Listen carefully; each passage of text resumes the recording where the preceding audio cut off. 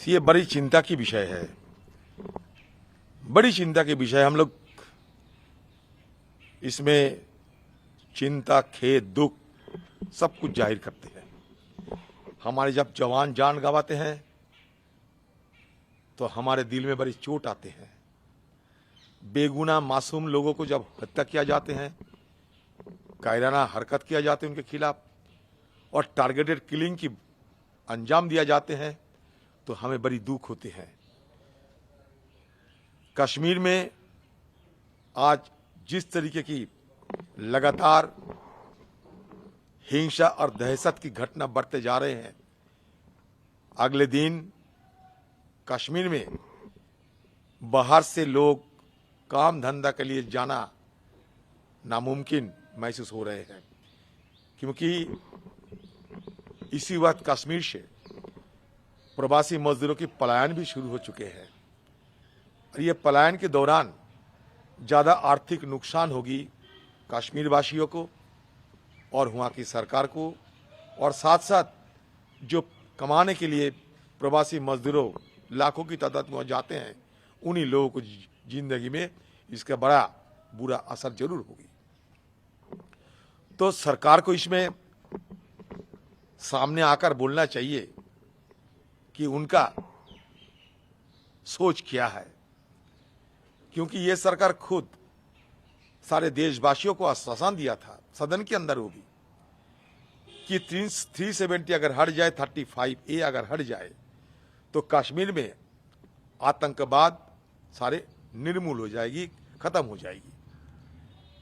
मतलब कश्मीर में आतंकवाद खत्म करने की वो एक निदान की रूप से 370 और 35 को हटाया गया। हम 370, 35 की पैरवी नहीं करते, लेकिन मुझे यह कहना है कि क्या ये रामबाण साबित हुई क्या? क्योंकि कश्मीर में ये दहशतगर्द की माहौल तो खत्म नहीं हुई।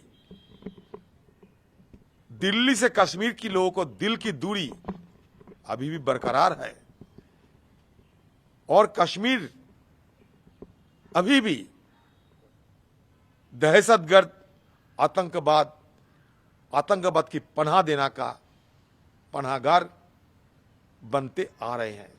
चिंता की विषय यह भी है कि कश्मीर में लोकल जो मिलिटेंट है, डोमेस्टिक स्थानीय लोग, स्थानीय युवाओं ने धीरे धीरे शामिल होते जा रहे हैं।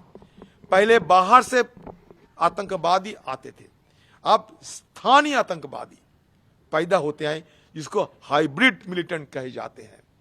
तो इसका मतलब हमारे लिए खतरा और बढ़ते जा रहे हैं। हमारे गृह मंत्री, आपको मैं पूछना चाहते हैं, आप क्यों चुप्पी साधे हैं? कश्मीर को तो तोड़ दिया आपने, एक राज्य को टुकड़े कर दिए। सारे दुनिया में ऐसा कहीं नजीर नहीं है कि एक राज्य को टुकड़ा किया जाए और टुकड़े में यूनियन टेरिटरी बनाया जाए, बल्कि यूनियन टेरिटरी को राज्य की दर्जा देने की नजीर है। लेकिन आपने उल्टी रास्ता चलते हैं और राज्य को तोड़कर यूनियन टेरिटरी बनाते हैं। आपने यह भी आश्वासन दिया था सदन के अंदर, जल्द से जल्द ये राज्य की दर्जा जम्मू कश्मीर को मिलेगा। कब मिलेगा, कैसे मिलेगा, इसमें आपका राय क्या है, ये भी हमने जानना चाहते हैं। आपने आत्मसंतुष्टि की राह छोड़कर कश्मीर की जो हालात गंभीर रूप से बदल रहे हैं, ये गंभीर रूप से बदलते हुए हालात को सुधारने के लिए आप ठोस कदम उठाइए। बयानबाजी में काम नहीं बनेगा, फोटो सेशन में काम नहीं बनेगा। जमीन पे उतारकर वहां की जो समस्याएं हैं, ये समस्याएं सुलझाने के लिए आपको हर संभव ठोस कदम उठाने पड़ेगी। यही हमारा सरकार से गुजारिश है, सरकार से यही हम सलाह देना चाहते हैं। सर, अभी कुछ दिन पहले पीएसी की पूरी जो कमेटी है उसने जम्मू कश्मीर का दौरा भी किया। आप भी खुद उस कमेटी में थे और दौरा करने के बाद में आप एकदम से हालात आपको लगता है कैसे बदल गए इस महीने 2 महीने के अंदर ही, कि जो अब तक शांति की बात कही जा रही थी, आप लोगों ने खुद भी जायजा लिया होगा वहाँ पे, वो अचानक से वो जगह अशांत कैसे हो गई? देखिए, उस समय भी जब हम लोग वहां दौरा किया था, फौजी लोगों के साथ जब हमारा बातचीत जारी थी, उस समय भी हम लोग ये मुद्दा उठाया था कि ठीक है, पाकिस्तान सीज फायर में राजी हुई है, बड़ी अच्छी बात है, लेकिन पाकिस्तान के लिए सीज फायर का वायोलेशन करना, तोड़ना समय की बात हो सकती है। पाकिस्तानियों को जुबान पे भरोसा नहीं किया जाए तो बेहतर है। और साथ साथ मैंने ये भी जिक्र किया था, मैंने खुद ये जिक्र किया था कि अफगानिस्तान में तालिबान की वापसी, उसका स्पिल ओवर इफेक्ट, उसका असर कश्मीर में होने का संभावना है। तो आज कश्मीर की जो खामोशी, तूफान से पहले की तो खामोशी नहीं है ये कि बाद में यहां तूफान खड़ा हो जाए, ये भी मैंने चिंता जाहिर किया था। हमारे जवान हुआ जान गवा के हमारा सरहद को रक्षा करते हैं, इसमें कोई दोरा नहीं है। इसलिए जवान जब हमारा शहीद होते हैं, हमारा आंखों में आंसू आ जाते, दिल फट जाते। अभी जवान के साथ साथ बेगुनाह मासूम लोगों को भी जघन्य तरीके से हत्या किया जाते हैं। इसलिए ये हम सब के लिए बड़ा चिंता की विषय है। कश्मीर में पॉलिटिकल प्रोसेस शुरू किया जाना चाहिए। हजारों की तादाद में कश्मीर के पॉलिटिकल वर्कर को अब जेल भेज चुके हैं, जेल में वो लोग सड़ रहे हैं। इसमें क्या नाफा हुआ मुझे पता नहीं, लेकिन कम से कम पॉलिटिकल प्रोसेस तो इसमें बंद हो चुके हैं, पॉलिटिकल प्रोसेस खत्म हो चुके हैं। पॉलिटिकल प्रोसेस शुरू होना जरूरी है, क्योंकि दिल्ली से कश्मीरियों का दिल जोड़ना अभी जरूरी मैं समझता हूं। इसलिए कश्मीर की राज्य की दर्जा जल्द से जल्द दिया जाए। पता नहीं कैसे वो देंगे, क्योंकि अभी लगता है कि मरीज को पेट तो फाड़ दिए हैं, लेकिन ये सिलाई कैसे होगी, ये स्टिचिंग कैसे होगी, मुझे पता नहीं। कश्मीर से जो पलायन हो रहे हैं, इसका रोकथाम करना बहुत जरूरी होते हैं। ये हैरात की बात है कि अभी भी पलायन जारी है, अगले दिन क्या होगा पता नहीं।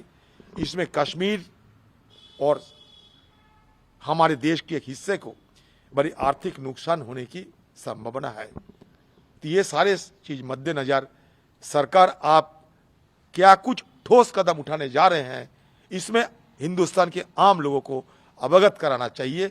ये मेरा जरूर इस सरकार को सलाह देना चाहूंगा। आखिरी सवाल सर आपसे, बीजेपी ने प्रेस कॉन्फ्रेंस करके बकायदा ये सवाल उठाया कि अभी कांग्रेस वर्किंग कमेटी की मीटिंग हुई, वहां पर एक मेंबर तारिक हामिद कारा, उन्होंने ये कहा कि जम्मू कश्मीर को इंटीग्रेट किया तो पंडित नेहरू ने किया, बल्कि जो सरदार पटेल हैं वो जिन्ना के साथ मिलकर काम कर रहे हैं, जिन्ना की तरह, जिन्ना के कहने पर चल रहे थे या जिन्ना के साथ दिखाई दे रहे थे।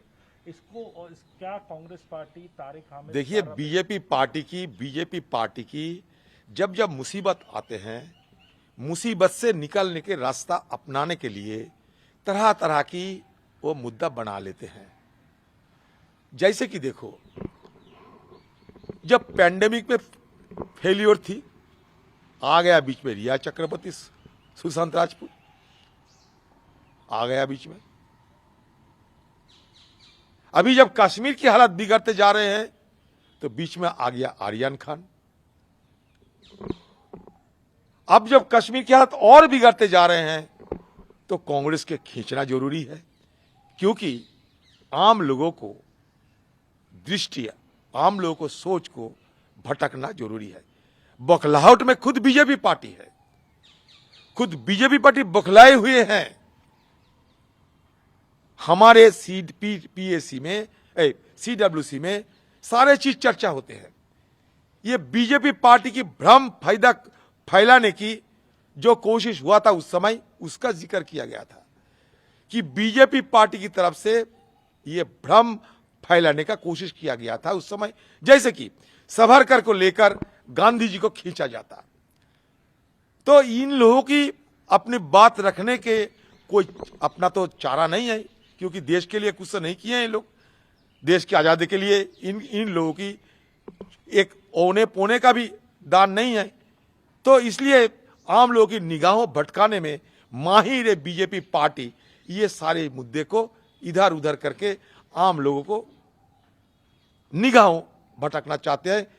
मैं इनको ये सलाह दूंगा, आप कश्मीर को देखो, 370 आपने खारिज किया, 35A खारिज किया, फायदा क्या हुआ पता नहीं।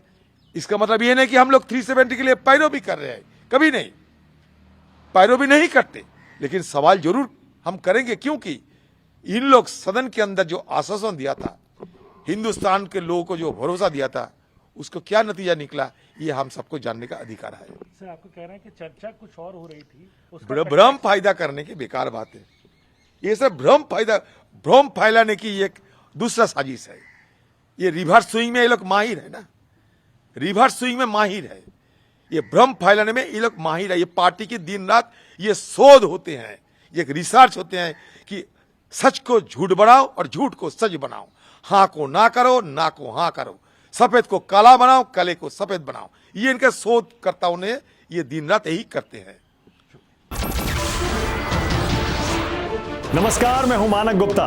अगर आपको हमारा ये वीडियो पसंद आया हो तो इसे लाइक और शेयर जरूर करें, और हाँ, हमें सब्सक्राइब और फॉलो करना ना भूलें, ताकि आप देश और दुनिया की कोई खबर मिस ना करें। तो जुड़े रहिए हमारे साथ और देखते रहिए न्यूज़ 24।